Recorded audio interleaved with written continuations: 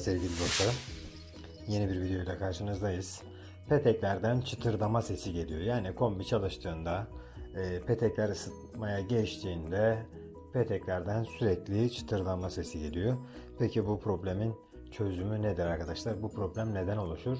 Çözümü nedir diye hemen bir bakıyoruz arkadaşlar. Bunu tahtada anlatacağım. Yani peteklerin içini gösterme gibi bir şansım yok. Yine fotoğraflarla destekleyeceğim. Şimdi dostlarım, peteklerimizi biliyorsunuz. Herkesin peteği üstten bakıldığında şöyle şu şekilde bir peteğimizi görüyorsunuz. Peteğin üzerinde zaten çizgi çizgi boşluklar var. Fakat burada arkadaşlar şurada suyun geçtiği bir yer var. Şurada bir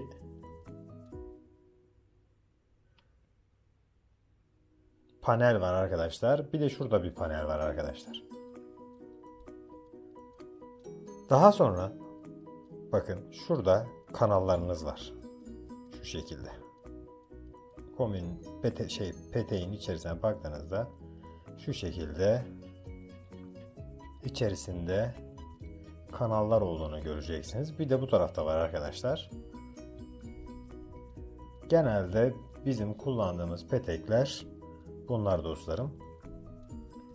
Peki şu bölüme, yani şu bölüme panel diyoruz. Şu çizgili olan bölüme kanal diyoruz arkadaşlar. Tekrar kanalımız var. Şuradaki çizgiler. Tekrar kanal. Ve buradaki arkadaşlar tekrar su paneli. Panel dediğimiz yer suyun geçtiği yer arkadaşlar. Kanal dediğimiz yerde ısının peteğin altından girip üstünden çıkarak arkadaşlar odaya yayılmasını sağlayan, daha çabuk yayılmasını sağlayan, ısı veren, asıl ısı veren yerimiz.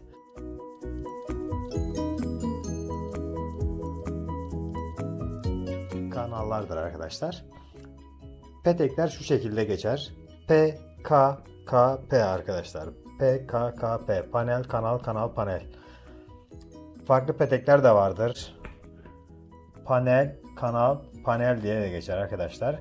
Bizim kullandığımız genelde de petekler panel, kanal, kanal, panel diye geçiyor. P, K, K, P olarak kullanıyoruz biz bunları. Peki bu sistem nasıl çalışıyor? Şimdi üstten bakışta bu şekilde görüyoruz.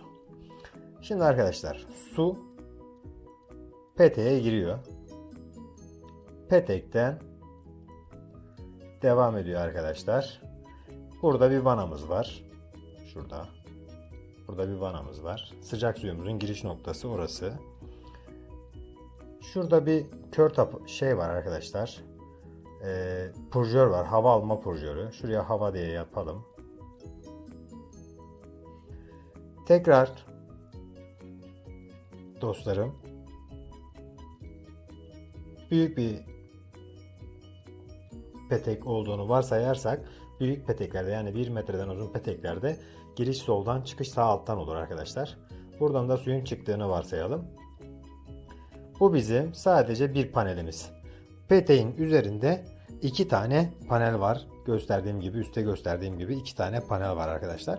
Bu panellerde de yanlış hatırlamıyorsam hatve genişliği diyorlar. Yani panelin su geçen kısmının hatve genişliği arkadaşlar. Yani genişlik olarak söyleniyor. Şurada da bir yine vanamız var.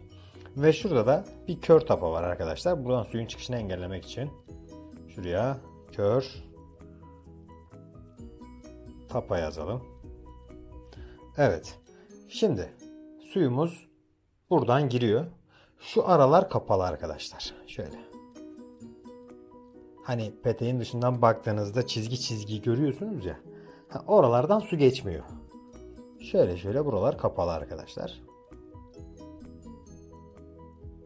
Şöyle yapalım. Bu böyle gidiyor. Evet. Şimdi bizim suyumuz neden ses yapıyor? Şimdi arkadaşlar petekler fabrikasyon çıkışta tapaları kapanmadan önce su basınç testinden geçer. Yani bu petek sizin evinize gelmeden önce, satın alınmadan önce fabrika çıkışında su basıncına tabi tutulur. Peteklerin iç kısım İç boyasız, dışı ise boyalıdır arkadaşlar. Yani sizin gördüğünüz, dışarıdan gördüğünüz o beyaz renk şık petekler iç kısımlarında arkadaşlar maalesef pas, tortu gibi şeyler olur. Bundan dolayı da belli bir süre sonra, hatta su girdikten sonra bile paslanmaya meyillidir arkadaşlar. Bir de sürekli ısınıp soğuyor. Tabii bunun da bir etkisi var. Belli bir süre sonra sizin sisteminizde bulunan su, yani bir metal parçasını suya attığınız zaman belli bir süre sonra paslanmaya başlar arkadaşlar. Hatta görmüşsünüzdür, çok paslı, hatta merdivenler, eski binaların merdivenlerine inerken drabzınlar vardır. Drabzınları da pas olur. Bunların boyaları kalkmaya başlar veya da pas parçacıkları kalkmaya başlar. Demir kapılarda görebilirsiniz, bahçe kapılarında. Bunlar kalkmaya başlıyor arkadaşlar. Şimdi bakın, buradan sıcak suyumuz geldi. Bunu da kırmızı kalemle gösteriyorum. Buradan sıcak su giriş yapıyor arkadaşlar. Üstten doluyor buraya.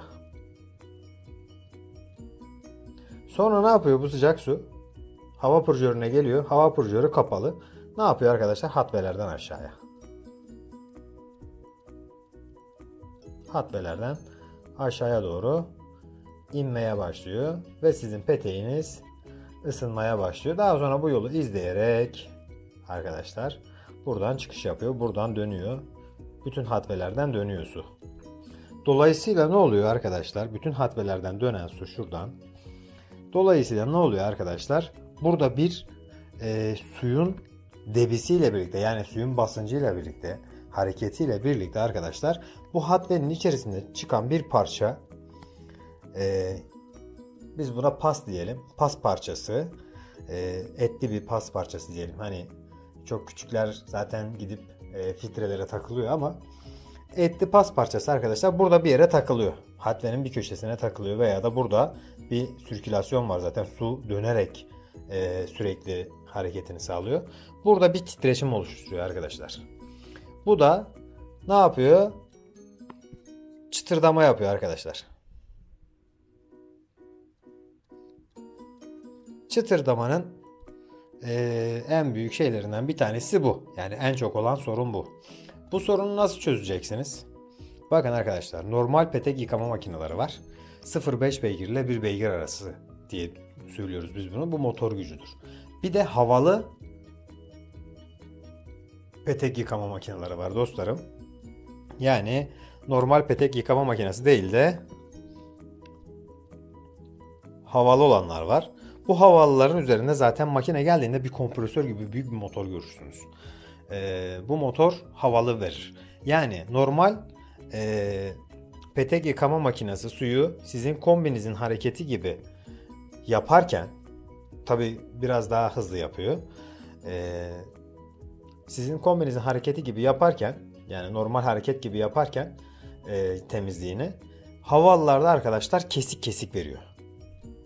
Kesik kesik. Dolayısıyla ne oluyor? Sistemin bir hava bir su, bir hava bir su, bir hava bir su, bir hava bir su veriyor arkadaşlar. Dolayısıyla ne oluyor? Buraya o zaman bu peteğin içerisindeki hatvelere vurdurma yapıyor.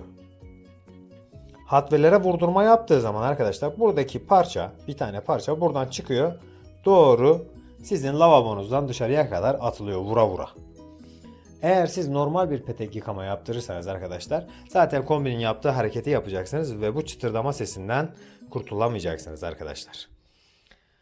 Dolayısıyla peteklerinizi havalı basınçlı makinalarla temizlettirirseniz ve sağlam bir yere temizlettirirseniz, ki gelen arkadaşlara telefonda çağırıyorsanız veya iş yerine gittiyseniz kesinlikle havalı olup olmadığını söyleyin, sorun.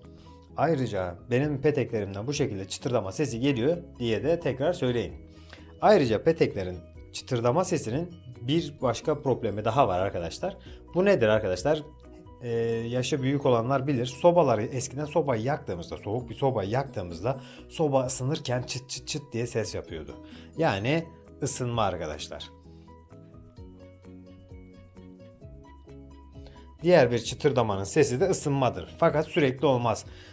Petek ısınırken çıtırdama sesi gelebilir ama daha sonra geçer arkadaşlar. Bu da ikinci bir çıtırdama problemi çözümü dostlarım. Yani ısınmayla olan bir çıtırdamayı çözemezsiniz. Fakat böyle küçük içerisinde parçacıklar dolaşan, şöyle yapalım bunu da siyah kalemle göstereyim. Parçacıklar dolaşan bir hatveniz var. Bu bütün peteklerin içerisinde dolaşıyor. Hatta bu petekten çıkıp öteki peteğe gidiyor. Kombinin içerisinden dolaşıp tekrar geri geliyor. Kombinin altındaki filtreleri de temizleyerek bu çıtırdama sesine çözüm bulabilirsiniz dostlarım. Videomu izlediğiniz için hepinize teşekkür ederim arkadaşlar. Videoyu beğenmeyi, kanalımıza abone olmayı unutmayın. Abonelerimizin ayrıcalıkları farklı biliyorsunuz.